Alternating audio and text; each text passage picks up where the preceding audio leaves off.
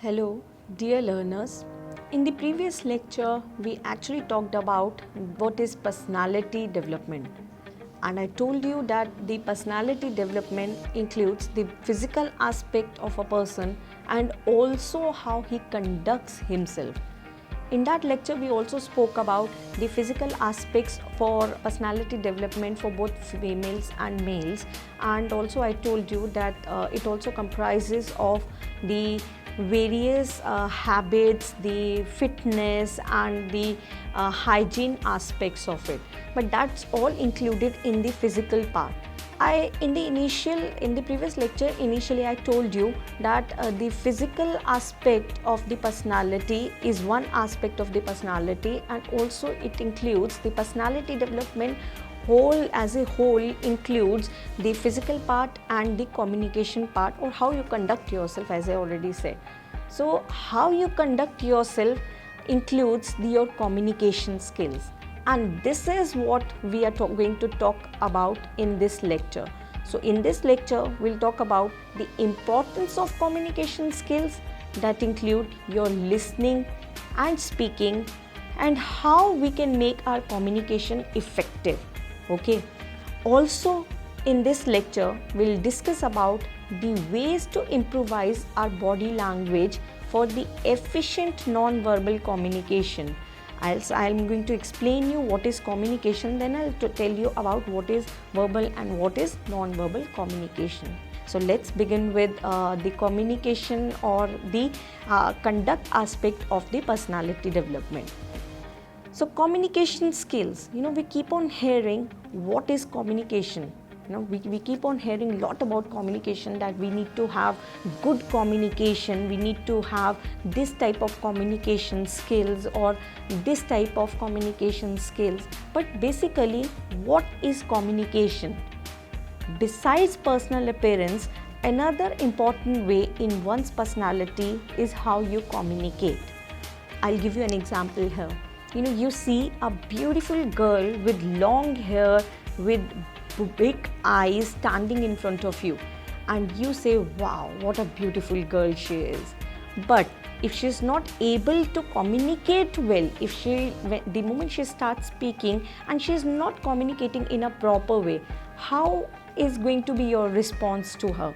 You will say, no, oh my God, only by looks she is beautiful, but otherwise she is not she is not good, or she doesn't have good personality, right? So in order to have a good personality, one should have a good communication skill. By the way, what is communication skill? So that is a very important thing that we need to understand. When we say communication skill, people usually refer it to the way one person speaks. But no, communication is not that. Communication is basically a process of sharing, transferring, or exchanging information, ideas, views, and feelings between two or more persons. I'm again repeating the definition of communication, which says that it is a process of sharing, transferring, or exchanging information, ideas, views, and feelings between two or more persons. So that means there should be a sender and there should be a receiver. And communication will only be complete when the receiver has understood the message in the way that the sender has sent it, right? When I say that the communication will complete only when the receiver has understood the message in the way that the sender has sent it, that means that a person, the receiver sitting there should receive the message exactly in the way that the sender has sent it. Okay. The example of this communication is, we always have the problem with the sender and the receiver, and the example of this problem is when we play the Chinese whisper. I know that most of you would be knowing what is Chinese whisper, but most of you would not be knowing, and for those who would not be knowing what is Chinese whisper, for them I'll explain it to you. Chinese whisper is basically a game in which people, they are sitting together, and one person at one end will start speaking something in the ear of the second person, and the flow of this idea will move from second to third to fourth to fifth to sixth, and it has been seen always that the first person, what he has started with, never comes to the same in the end. So that means the communication is not completed in that a Chinese whisper game. So Chinese whisper game is a very, very appropriate and right example of communication. So communication, to be more precise, when I say that communication will only be complete when the person at the receiver end will get the information as described or as sent by the person at the sender part. How will that be possible? Only when the person will listen to it properly, be it the person who is communicating or be it the person who is at the receiving end. When you listen first, then only you are able to speak, because listening involves not only hearing but also understanding. Okay, and unless you've understood what you have to speak, you will not be able to speak further. So if you're not being able to speak further because of not listening properly, so the communication will not be complete. The whole tie-up of the communication will break in between, and there will be the non-effective communication. So in order to have the effective communication, one key mantra that we have is the listening before speaking. And why listening is important? Because if we listen, we'll understand. If we'll understand, then we'll be able to communicate further. But many a times we have seen that there are many barriers to communication. The communication is not fully completed. Why? There are many reasons to it. There are n number of reasons to it. Maybe we listen to it, or maybe we do not understand, or there are many reasons to the non-effective communication, and that is, we'll discuss the reasons, and those reasons are known as barriers to communication. Now we have certain barriers to communication, that is, there are certain problems in the communication, and what are those problems? We'll discuss them right now. The first problem in the communication is that we have preconceived notions. Now what are preconceived notions? Preconceived notions are, as I said, that there is a sender and there is a receiver. So the receiver already has some kind of image for the sender all in his mind, and when that image is already there, he'll be able to prejudge the person even before the sender is speaking. There are many examples to it. What is the barrier in this? When the person will have a preconceived notion about what the person is going to speak about, our own opinions or ideas will come to the way. For example, if some person, he is saying that I want a glass of water. So the preconceived notion that comes in our mind is that this person wants to have a glass of water. This is the idea, or this is the opinion that we set in. But that is not true. The person might want the glass of water for some other person also.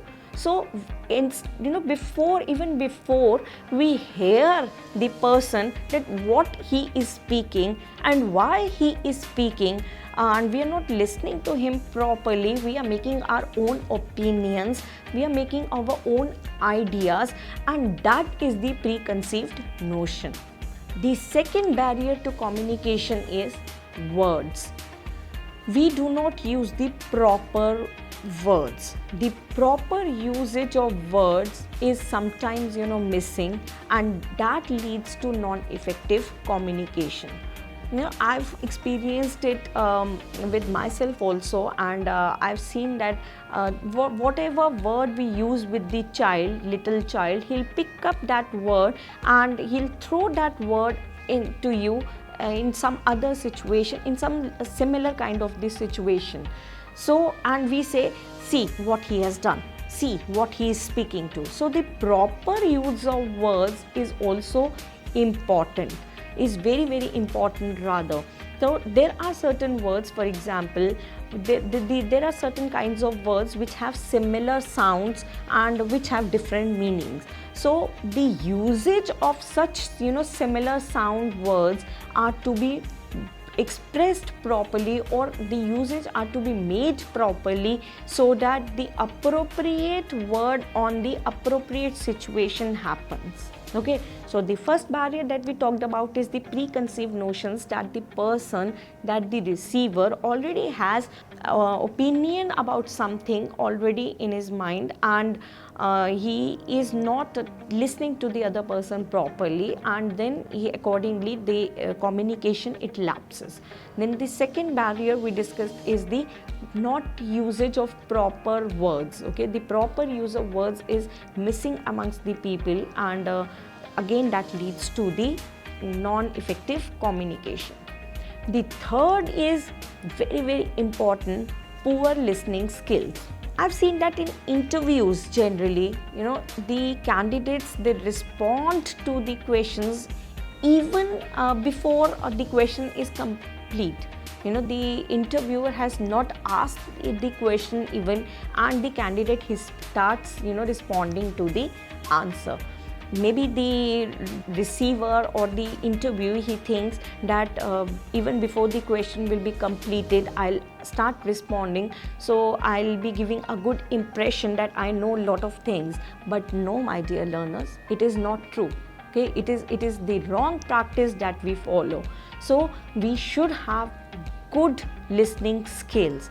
Listen to what is being said and then respond.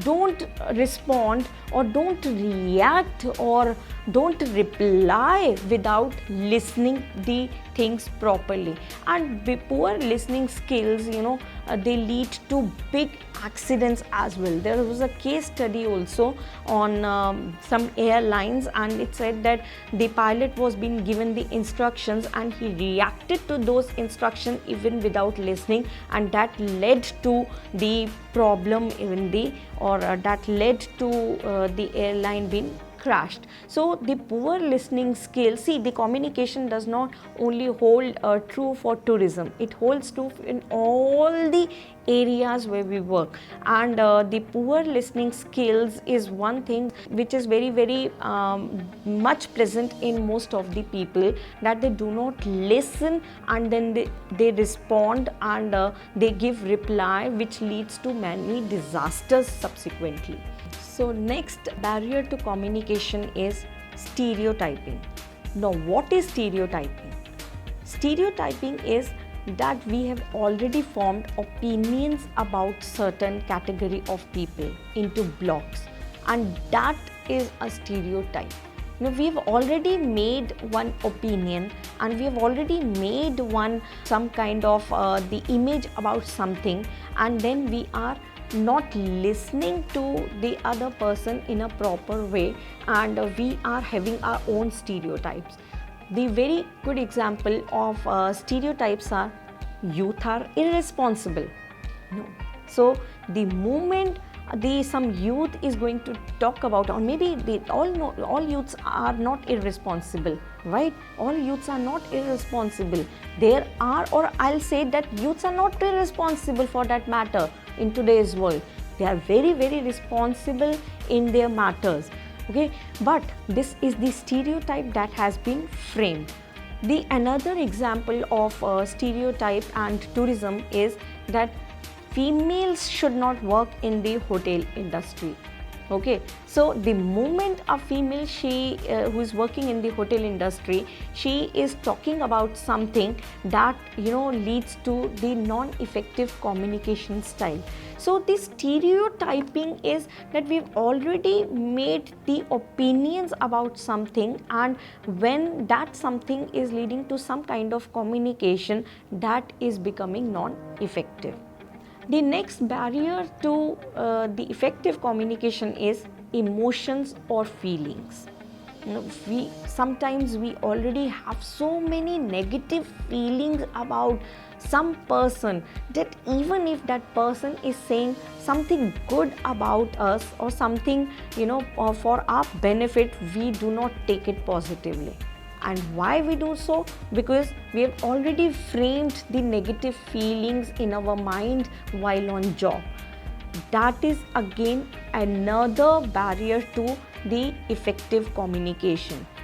As I already told you that listening is the key to effective communication. So as far as if we have made the negative feelings about somebody on the job, we should try to listen to that person, that maybe he's speaking something for our benefit. Why not? There can be a person who can speak something for our benefit. So leading to our emotions or leading to our feelings in the communication, and that also leads to non-effective communication. Another example here is that somebody who is crying, and people, when they come to that person to console that person, the person usually responds, if you were on my position, you would understand, so let me cry.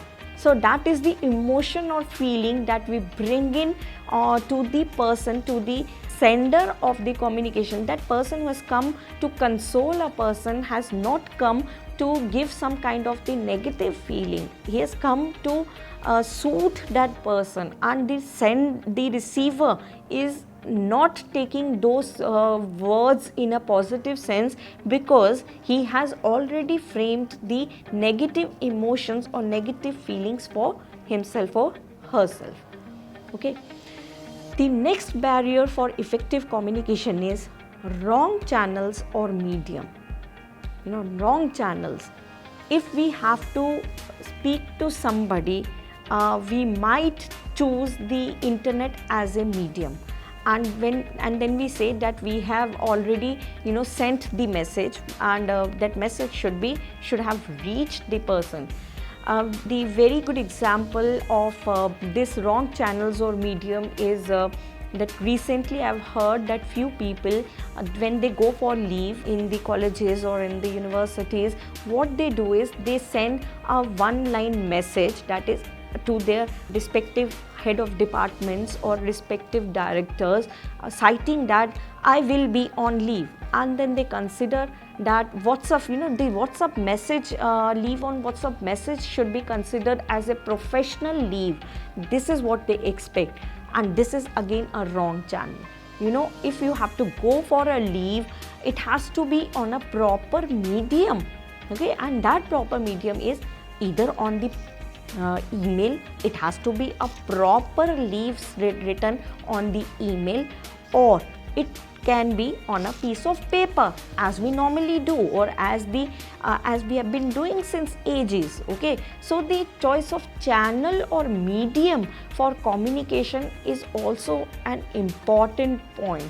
Sometimes the telephone networks are not working properly, and we try to communicate a good message or a very, very important message on telephone, and then we say at least we conveyed the message, but without realizing that the message has already been conveyed to the other person or not.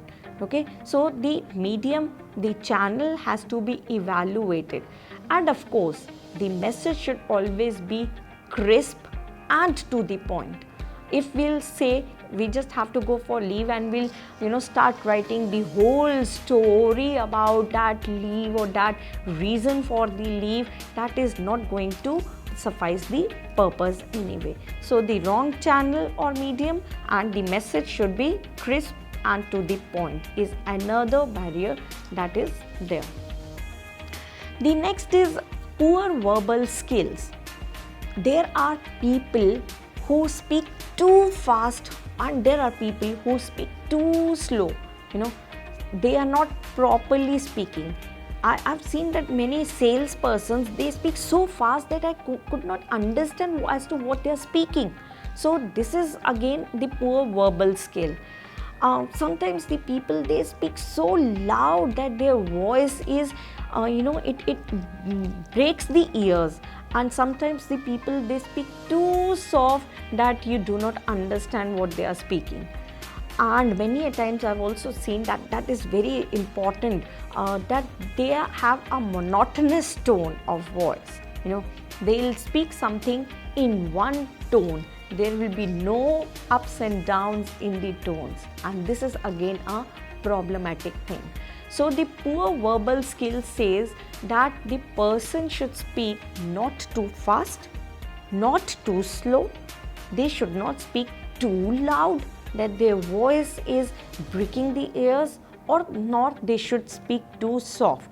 And even keeping a monotonous tone of voice is problematic. Okay. The next barrier to communication is unconvincing. The speaker at times is not convinced about the subject. Okay. So that means that if you are speaking about the subject, if you're speaking on some subject, you should be convinced, or convinced as in you should at least know what the subject is all about. And the pleasant speech should be there. Many a times it's been seen that even if you're speaking something wrong, the people accept it. And why do they accept it? Because you have a pleasant speech. Recently, I just attended one workshop on some gender issues, and there was one female, there was one instructor who had come to give us a lecture on that gender sensitization, and she did not have, too much of a good content. I'll not name the person, or I'll not name the speaker, but she did not have a very good content, but she was very pleasant to speak in. And the lecture was so interesting, and the lecture was, everybody was attending her lecture attentively, and everybody was participating in her lecture attentively. There was a pin drop silence in the hall where the lecture was being conducted. And on the contrary, there was another speaker who had come there, and she had a very good content. I could see she is a professor from some university, and she had a lot of content, lot of research studies, but she was not being able to express it properly. Okay, she did not have that pleasant thing in her, and so her lecture was not very much interesting. So pleasant speech should be there, which is convincing. Obviously, you should have the knowledge about this subject. I'm not saying that you should go blank when you're speaking, or when you're going to some other person, or when you're communicating with some other person, but the knowledge along with the pleasant speech is a key. The next barrier is accept criticism. This is a very important thing, that in communication, that we do not accept criticism. People, they criticize, and the receiver, he does not accept it. Or even if the receivers, they accept the criticism, they will be over defensive or over apologetic. Why should one be over defensive and apologetic while in the communication? They should accept the criticism without being over defensive or over apologetic. Now, the very good example of this criticism is the critics' remarks in the films. Why the critics' remarks in the films are there? Because they are communicating the negatives of the film, so that the filmmaker, he improves upon his communication, or he improves upon his movies subsequently. Okay, so the criticism acceptance is again important. These were the barriers to communication, to effective communication. Now another important aspect of communication is voice. Your voice, the manner in which one use his or her voice helps in personality development or improve one's customer relations. So the question is, how do we maintain our voice? The voice is the volume. Volume should just be loud enough for your customers to hear. Okay, the volume should be just loud enough for your customers to hear. It should not be too loud, as I've already told you, in the barriers, or it should not be too slow that the customer, they are not being able to hear. And the second category in pace is the speed at which your customers can hear you and understand. The pace is basically the speed, and speed is again an important part. Okay, I've told you that certain people, they speak too fast. They speak too fast, and sometimes they speak too slow, like they murmur and add in is. So this is not the right way. Your speech should be such that whatever message the sender is communicating, it should be understood by the customers in an effective way. So the voice includes your volume and your pace. Volume should be just loud enough for your customers to hear, and pace should be the speed at which your customers can hear and understand. With pace, I can just recall one example. One of my friends, he speaks too fast. Normally in one go we cannot understand, and sometimes even in 2 or 3 goes we cannot understand what he is speaking. So he'll speak too fast, and we have to tell him to repeat what he has spoken. So this is not the right way of communication. The maintenance of the voice is also important when we are talking about the personality development, because if the voice will be good, if the voice will be proper, it will improve a person in maintaining one's customers' relations. So this was about the verbal communication. The communication also involves the non-verbal communication. The non-verbal communication includes your gestures, body posture, eye contact, or facial expressions. The posture of a person should be such that they should be standing in an upright position and avoid leaning on the counter or on the table. And if you are sitting, make sure that the trunk of your body is an upright position. Then the next is eye contact. The eye contact of a person is very important. The person who is speaking or who is making the communication, he should maintain the proper eye contact with the audience or with the receiver of the communication. After that, we have the facial expressions. Your expressions speak almost half of your communication. So your expressions should be always according to what you are communicating. And the smiling face will always have a positive impression on the person. As it is said that smile is the key to any communication. It doesn't always reflect the humor or pleasure, but it also shows an apology or a sign of defense or even an excuse at times. Okay, so we have talked about the verbal and the non-verbal communication, and told you that the apart from the verbal communication, non-verbal communication is also important. So to conclude, we can say that the improvement of verbal skills, that includes your voice and the listening and speaking skills, and of course the non-verbal expressions, that includes your gestures, your posture and your smile. These are extremely important for effective communication. Thank you.